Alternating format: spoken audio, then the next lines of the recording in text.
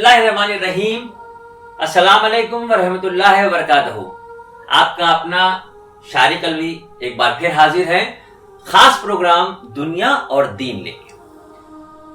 चूंकि अभी शुरुआती दौर है, इसलिए मैं चाहता हूं कि मुख्तसर सा एक जुमला है जो बार बार कह देता हूं कि इस प्रोग्राम के तहत हम दुनियावी एतबार की बातें और दीनी एतबार की बातें दोनों के लिए कोशिश कर रहे हैं कि अलग अलग एपिसोड में आप तक पहुंचाएं।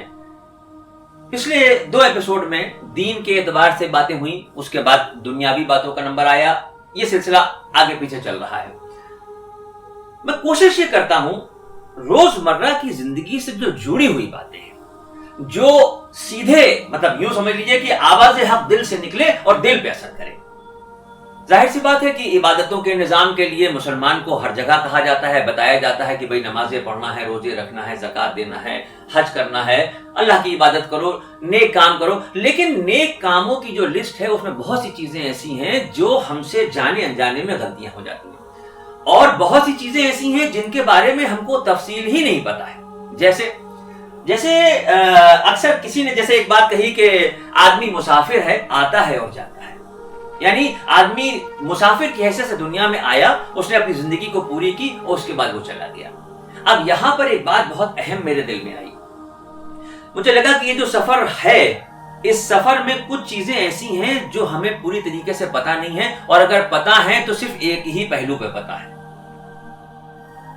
आंख बंद होने के बाद का जो सफर है, एक तो ये हो गया कि हम दुनिया में आए। अब दुनिया में आने के बाद हमने जो भी वक्त गुजारा अपना 50, 60, 70, 80, 90, 100 साल, जो भी जिसकी उम्र हुई, वो उम्र गुजरने के बाद जब आंख बंद हुई और दुनिया से वापसी का वक्त आया, तो सबसे पहली चीज तो आपको ये बताएं कि जब किसी का इंतकाल होता है, जब उसकी आंख बंद होती है, जब दुनिया से उसकी रुखसती होती है, घर से जब जनाजा लेके घर के लोग निकलते हैं, तो घर से कब्रिस्तान जाने के लिए जो मौका होता है, 3 चीजें उस मरने वाले के नाम पे जुड़ी होती हैं जो कब्रिस्तान तक जाती है। एक उसके अजीज व अकारिब, उसके रिश्तेदार, दूसरा उसकी मालो दौलत, उसका मर्तबा और उसकी बुलंदियां, और तीसरा उसके आमाल। 2 चीजें कब्रिस्तान से वापस आ जाती हैं और सिर्फ आमाल ही ऐसे हैं जो उसके साथ जाते हैं।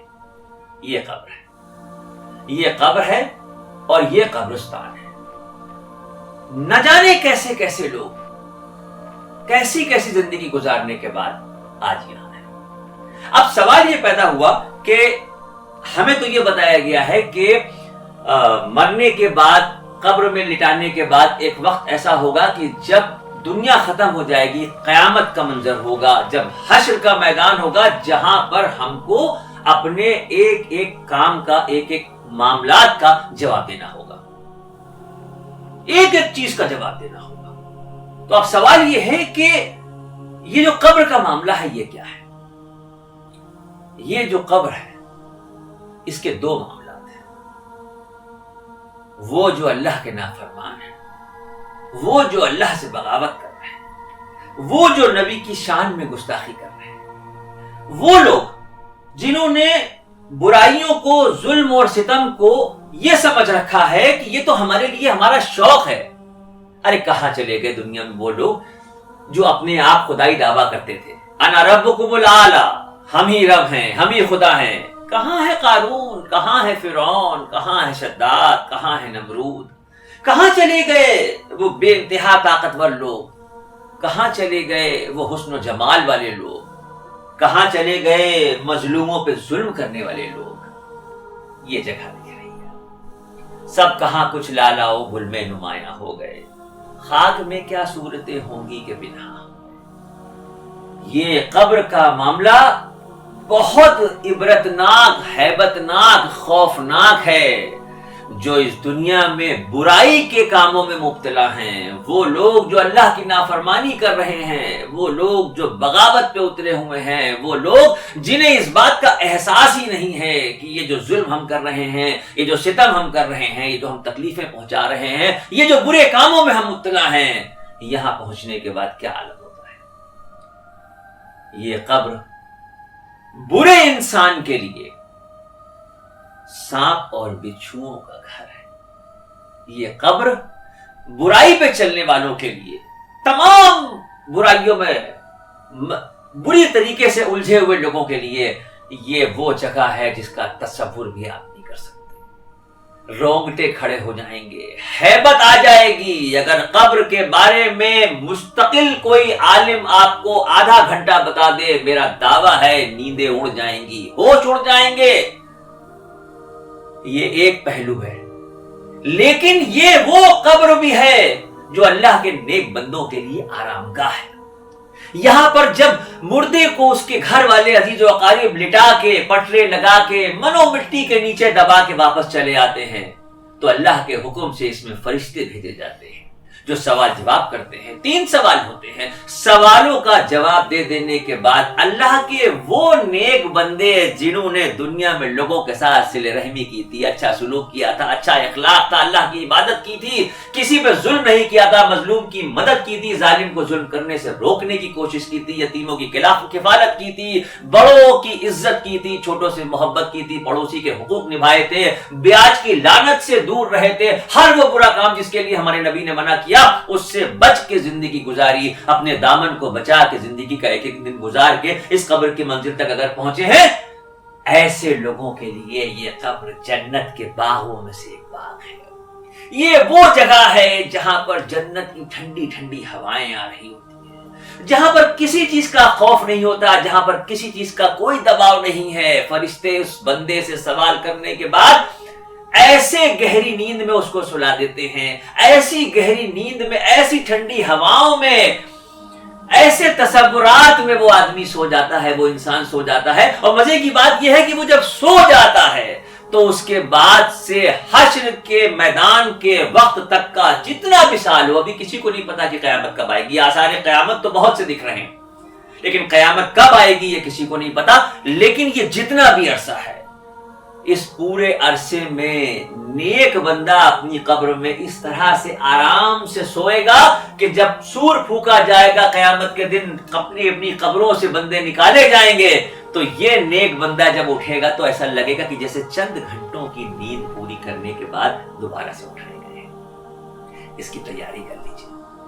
آپ اور ہم سب کے لیے ہے یہ. ہمارے وہ عزیز و اقارب, ہمارے وہ چاہنے والے, ہمارے وہ گھر والے جو ہر لمحہ ہمارے ساتھ محبت کے سلوک کرتے ہیں. خدا نخواستہ اگر کوئی شخص بیمار ہو جائے, ہاسپٹل میں ہو, تو اس کے اپنے عزیز و اقارب اس کی تیمارداری میں لگے ہوتے ہیں, گھر کا سامان زیورات بیچ کے اس کی علاج کرانے کی کوشش کرتے ہیں کہ کسی طرح سے یہ ہمارا اپنا جو ہے اچھا ہو جائے. لیکن اس کے بعد بھی جب کوئی آدمی دنیا سے رخصت ہوتا ہے, انتقال ہوتا ہے, تو وہی اس کے اپنے عزیز و اقارب جو اس کے لیے کچھ بھی کر گزرنے کو تیار تھے, اپنے ہاتھوں سے اس کو نہلا دھلا کے کفن پہنا کے یہاں لے جا کے سلا دیتے ہیں, لٹا دیتے ہیں, لٹا کے چلے آتے ہیں. اس کے بعد اس قبر کے معاملات اور اس بندے کے اعمال, صرف یہ بات رہ جاتی ہے. اس وقت کوئی کسی کے ساتھ نہیں ہوتا. اس لیے میری گزارش ہے, ہاتھ جوڑ کے گزارش ہے کہ یہاں کب پہنچنا ہے اس کے بارے میں کسی کو نہیں پتا. کب کس کی سانس رک جائے, کب کس کی آنکھ بند ہو جائے, یہ موت اور زندگی کا معاملہ اللہ نے اپنے پاس رکھا ہے. کسی کو نہیں پتا. کوئی نہیں سوچ سکتا کہ ابھی میری عمر ہی کیا ہے, ابھی تو بہت وقت ہے, توبہ کر لیں گے. نہیں, توبہ ابھی کر لیجیے, توبہ ابھی کر لیجیے, ابھی توبہ کر لیجیے. اور اس بات کے لیے آج سے یہ یقین کر لیجیے کہ نہیں, ابھی تک ہمیں پتا نہیں تھا کہ یہ ہیبت کی اور خوف کی اور عبرت کی جگہ ہے, اور یہ جنت کے باغوں میں سے ایک باغ کی ٹھنڈی ہواؤں کی جگہ ہے. اب آپ کو خود فیصلہ کرنا ہے کہ یہاں پہنچنے سے پہلے یہاں کی تیاری کیسے کرنی ہے. یہاں کی تیاری کرنے کے لیے ہم کیا کریں؟ یہاں کی تیاری کرنے کے لیے ہم اپنے آقا نبی کریم سرکار دو عالم صلی اللہ علیہ وسلم کی زندگی کو دیکھیں کہ انہوں نے کیسے اس دنیا میں وقت گزارا. کیوں؟ اس لیے کہ قرآن پاک میں پروردگار نے یہ ارشاد فرمایا کہ میرا نبی خود کچھ نہیں کہتا, جو میں کہلواتا ہوں وہ کہتا ہے, اور ہم نے اپنے محبوب کی امتیوں کے لیے اپنے محبوب کو نمونہ کامل بنا کے دنیا میں بھیجا ہے. تو جب پروردگار پالنہار ترقی کی منزلوں پہ لے جانے والے رب نے اپنے نبی کریم سرکار دو عالم صلی اللہ علیہ وسلم کو دنیا میں بھیج کے ہمیں یہ بتا دیا کہ کیسے زندگی گزارنی ہے, تو پھر ہمیں 2 طرح سے یہاں پر کام کرنے ہیں. ایک تو ہمارے نبی نے جو ہمیں حکم دیا ہمیں اس پہ چلنا ہے. دوسرے, ہمارے دل میں ہمارے نبی کے لیے وہ مقام, وہ عشق, وہ جذبہ ہو کہ جس میں ہمارا دماغ ہمیں بہکائے نہیں, شیطان ہمیں بہکائے نہیں. دیکھیے, جب کبھی بھی دین کی بات ہو رہی ہو, تو صرف اور صرف دل کا استعمال کیجیے، اور جب دنیاوی بات ہو رہی ہو تو دماغ کا استعمال کیجیے، کیونکہ دل نرم ہے، اس کا تعلق اللہ اور اس کے رسول سے جڑا ہے، اور دماغ تیز چلتا ہے، کبھی کبھی شیطان اس کو بہکا دیتا ہے۔ ایک چھوٹا سا واقعہ مجھے یاد آ گیا، ایک حدیث یاد آ گئی کہ یہ اس لیے آپ کو صرف سنا رہا ہوں کہ ہمارا نبی کریم سرکار دو عالم صلی اللہ علیہ وسلم پہ کس طرح کا یقین اور کیسی محبت ان سے ہونی چاہیے۔ ہمارے آقا نبی کریم سرکار دو عالم صلی اللہ علیہ وسلم ایک مرتبہ مدینے میں اپنے حجرہ مبارک سے نکل کے کہیں تشریف لے جا رہے تھے۔ راستے میں دیکھا کہ ایک یہودی ایک گھوڑا بیچ رہا تھا، تو آپ صلی اللہ علیہ وسلم نے اس سے پوچھا کہ بھائی یہ کتنے کا بیچ رہے ہو؟ اس نے دام بتائے، ہمارے نبی نے مول بھاؤ کیا، اور اس کے بعد ایک رقم طے ہو گئی کہ بھائی ٹھیک ہے، اتنے رقم میں یہ گھوڑا ہمارا ہو گیا۔ آپ نے فرمایا کہ تم یہیں رکو، میں ابھی پیسے لے کے آ رہا ہوں، جو بھی کرنسی اس زمانے میں چلتی ہو۔ ہمارے نبی اس کو وہاں پر روک کے اپنے حجرے مبارک کی طرف واپس آ گئے۔ اس بیچ میں ایک دوسرا یہودی آیا اور اس نے اس سے پوچھا گھوڑا والے سے کہ بھئی یہاں کیسے کھڑے ہو؟ اس نے کہا میں یہ گھوڑا بیچنے نکلا تھا، نبی کریم صلی اللہ علیہ وسلم نے ابھی مجھ سے سودا کیا، اتنے پیسے میں ہمارا یہ سودا ہوا، وہ اپنے گھر گئے پیسے لینے، میں انتظار کر رہا ہوں کہ وہ آ جائیں تو میں ان سے رقم لوں اور گھوڑا ان کو دے دوں۔ یہودی نے کہا کہ جتنی رقم تمہاری نبی کریم صلی اللہ علیہ وسلم سے طے ہوئی ہے اس سے زیادہ میں تمہیں دے رہا ہوں، تم یہ گھوڑا میرے ہاتھ بیچو۔ اب بیچنے والے کے دل میں لالچ آ گئی، ظاہر سی بات ہے کہ بھائی اس کو لگا کہ ارے یار یہ تو اور اچھی بات ہے، ہم کو زیادہ پیسے مل رہے ہیں۔ ابھی دونوں کی یہ گفتگو ہو ہی رہی تھی کہ سرور کونین سرکار دو عالم صلی اللہ علیہ وسلم وہاں واپس آ گئے اور وہ رقم لے کے آ گئے۔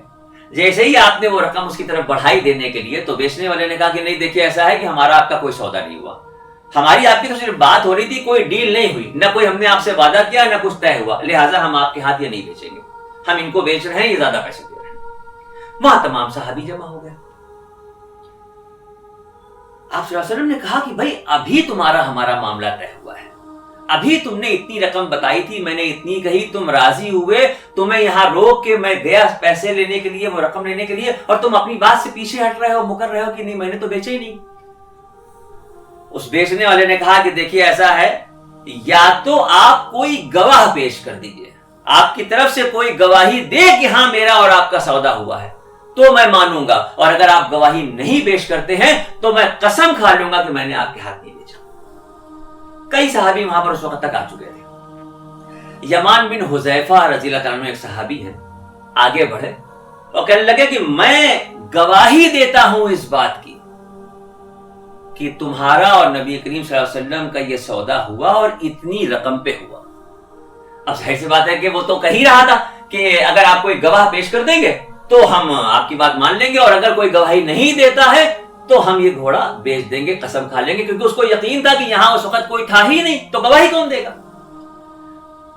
جب یہ حذیفہ بن یمان نے گواہی دے دی کہ نہیں میں گواہی دیتا ہوں کہ یہ سودا تمہارا ہوا اور اتنے میں ہوا، تو ظاہر سی بات ہے پھر اس کے پاس کوئی راستہ نہیں بچا اور اس نے وہ رقم لے کے گھوڑا دے دیا۔ وہ بھی چلا گیا، باقی کے صحابی بھی چلے گئے۔ اللہ کے نبی صلی اللہ علیہ وسلم نے ان سے کہا کہ یہ بتاؤ جب ہمارا اس کا سودا ہو رہا تھا اس وقت تم یہاں تھے نہیں، تم نے گواہی کیسے دی؟ بغیر دیکھے ہوئے تم نے گواہی کیسے دی؟ یہ واقعہ میں آپ کو صرف اس لیے بتا رہا ہوں کہ صحابہ اکرام کے دلوں میں اللہ کے نبی کے لیے جو عشق تھا، جو محبت تھی اور جو یقین تھا، کاش اس کا ایک ذرہ بھی ہم لوگوں پہ پڑ جائے۔ کسی بھی صحابی کے پاؤں کی چھوٹی انگلی کے ناخون میں بھری ہوئی دھول بھی اگر ہم لوگوں میں پڑ جائے تو شاید ہماری زندگی بدل جائے گی۔ آپ صلی اللہ علیہ وسلم نے جب کہا کہ یہ بتاؤ کہ تم نے دیکھا نہیں تھا، تم اس وقت موجود نہیں تھے، تم نے گواہی کیسے دی؟ تو انہوں نے کہا کہ یا رسول اللہ، آپ کے کہہ دینے پہ تو ہم نے اللہ رب العزت کے ہونے کی گواہی دے دی، یہ تو صرف گھوڑا تھا۔ اے اللہ کے نبی، ہم نے اللہ کو نہیں دیکھا، آپ نے کہا کہ لا الہ الا اللہ محمد رسول اللہ، آپ نے اللہ رب العزت کی وحدانیت کا اقرار کرایا، آپ نے بتایا کہ اللہ کون ہے، اللہ میرا پروردگار ہے، پالنہار ہے، کائنات کا رچانے بسانے والا ہے۔ اے اللہ کے نبی یا رسول اللہ صلی اللہ علیہ وسلم، آپ کے کہہ دینے پہ ہم نے بغیر دیکھے ہوئے اللہ پہ یقین کر لیا، یہ تو معمولی سی بات تھی، گھوڑا تھا۔ میرا اس حدیث کو سنانے کا مقصد صرف اتنا سے تھا کہ ہمارے دل میں ہمارے نبی سرور کونین سرکار دو عالم صلی اللہ علیہ وسلم کی سچی اور پکی محبت جس دن پیدا ہو جائے گی، جس دن ہم یہ یقین کر لیں گے کہ جس پیٹرن پہ چل کے زندگی جینے کے لیے ہمیں جو پروفارما ہمارے نبی نے دیا ہے، اگر ہم اس پہ چلتے ہیں، اپنے زندگی کے لمحے لمحے میں اللہ سے توبہ کرتے ہوئے، گناہوں کی توبہ کرتے ہوئے، تمام خرافات سے بچتے ہوئے، اپنی جانب سے کوشش کرتے ہوئے، نیک عمل کرتے ہوئے، دین کی باتوں کو دوسروں تک پہنچاتے ہوئے اگر زندگی گزارتے ہیں تو پھر یہ یقین رکھیے گا انشاءاللہ یہاں پر پہنچنے کے بعد اچھی ٹھنڈی ہواؤں کے بیچ میں میٹھی نیند حشر کے دن تک کے لیے سوئیں گے۔ کوئی بات بری لگی ہو تو معاف کر دیجیے۔ کوشش صرف اتنی سی ہے کہ روزمرہ کی جڑی ہوئی زندگی میں جو باتیں ہیں، کچھ حد تک اگر ہم اپنے آپ کو بدلنے کی کوشش کریں۔ یہ کیسے مجھے حوصلہ مل رہا ہے ایک نیا ٹاپک آپ کے پاس لے کے آنے کے لیے؟ آپ خود ہم کو میسج کر کے جو لکھ رہے ہیں، کسی نے لکھا کہ آپ کے بیان سن کے میرا دل بدل رہا ہے۔ میری کیا اوقات ہے، میں کسی کا دل کیا بدل سکتا ہوں؟ دل بدلنے والا تو وہ بیٹھا ہے، ذریعہ بنا دیا ہے۔ آپ صرف اپنی نیت اور اپنے سوچ کے اوپر اپنے معاملات کو بدل سکتے ہیں۔ آپ اگر گھر بنوا رہے ہیں اور آپ کے دل میں یہ خیال آئے کہ اس کمرے میں اگر یہاں پر ایک کھڑکی ہوگی تو ٹھنڈی ہوا آئے گی، اچھا خیال ہے، اچھی سوچ ہے، لیکن اگر اس سوچ کو آپ ہلکا سا بدل دیں کہ اس کمرے میں یہاں پہ ہم کھڑکی لگائیں گے تو یہاں سے اذان کی آواز آئے گی، تو اذان کی آواز پہ آپ کی نیکی اور آپ کے اعمال کی کرنسی بڑھ گئی۔ ظاہر ہے جب کھڑکی ہوگی تو ہوا بھی وہاں سے آئے گی۔ تو اس طریقے سے ہمیں اپنی سوچ کو بدل کے چلنا ہے۔ ایک خاتون کا ذکر آیا اللہ کے نبی کی محفل میں، کسی صحابی نے کہا کہ یا رسول اللہ، ایک خاتون ہے بے انتہا عبادت گزار ہے، پوری رات وہ عبادت میں گزار دیتی ہیں اور روزے رکھتی ہیں۔ آپ صلی اللہ علیہ وسلم نے فرمایا کہ تب تو وہ بہت نیک خاتون ہے۔ تبھی ایک صحابی بولے کہ لیکن یا رسول اللہ، آپ نے پوچھا لیکن کیا؟ کہا یا رسول اللہ ان کا زبان بہت زبان، ان کا لہجہ، ان کی گفتگو، ان کا بات کرنے کا طریقہ بہت تکلیف دہ ہے، کسی سے بات کرتی ہیں تو اس کو ذلیل کر دیتی ہیں۔ آپ نے فرمایا کہ ان کی اس حرکت کی وجہ سے ان کی تمام نیکیاں ضائع، یعنی آپ جو عبادت کر رہے ہیں یہ آپ کے اور اللہ کے تعلق سے ہے۔ اللہ آپ کی عبادتوں کو قبول کر رہا ہے یا نہیں کر رہا ہے یہ اللہ جانے اور کوئی نہیں جان سکتا، لیکن جو آپ اللہ کے بندوں کے ساتھ حسن سلوک کر رہے ہیں، ظاہر سی بات ہے کہ بندہ بندے کو جب دل سے دعا دیتا ہے، بندہ بندے کے ساتھ جب حسن سلوک کرتا ہے تو یہ نیکی ضائع نہیں جاتی۔ اس لیے کوشش کرتے ہیں ہم اور آپ سب مل کے اپنی زندگی کو بدلنے کی کوشش کریں۔ دنیا میں جب تک بھی ہم رہیں، نیک عمل کرنے کی توفیق پروردگار سے ہمیشہ مانگتے رہیں اور ہمیشہ دل میں یہ جذبہ رہے کہ ہم نیک عمل کریں گے۔ صبح آنکھ کھلنے کے بعد سے رات تک بستر پہ جانے سے پہلے تک کا ایک ایک لمحہ نیکیوں میں گزر جائے تاکہ ہماری یہ جو قبر کی منزل ہے یہ آسان ہو جائے۔ بہت شکریہ۔ اگر اچھا لگا ہو تو آپ اس کو شیئر کر دیجئے دوسروں کو، آپ بھی ثواب کے حقدار ہوں گے۔ بار بار میں آپ سے کہتا ہوں، دین کی بات ایک دوسرے کو بتانے والا ثواب کا حقدار ہو جاتا ہے۔ اور اگر پسند آ جائے تو ایک لائک کا بٹن دبا دیجیے گا، مجھے خوشی ہوتی ہے کہ ہاں اس پروگرام کو اتنے لوگوں نے پسند کیا، ایک جذبہ جاگتا ہے کہ نہیں اور بہتر لے کے آئیں۔ آج اس بات کو یہیں پر ختم کرتے ہیں، اس یقین کے ساتھ کہ انشاءاللہ اگلے ایپیسوڈ میں ایک نیا ٹاپک لے کے آپ سے پھر ملاقات ہوگی۔ تب تک کے لیے ہمیں اجازت دیں۔ آپ کی محبتوں کا شکر گزار ہوں، آپ کی دعاؤں کا طلبگار ہوں۔ السلام۔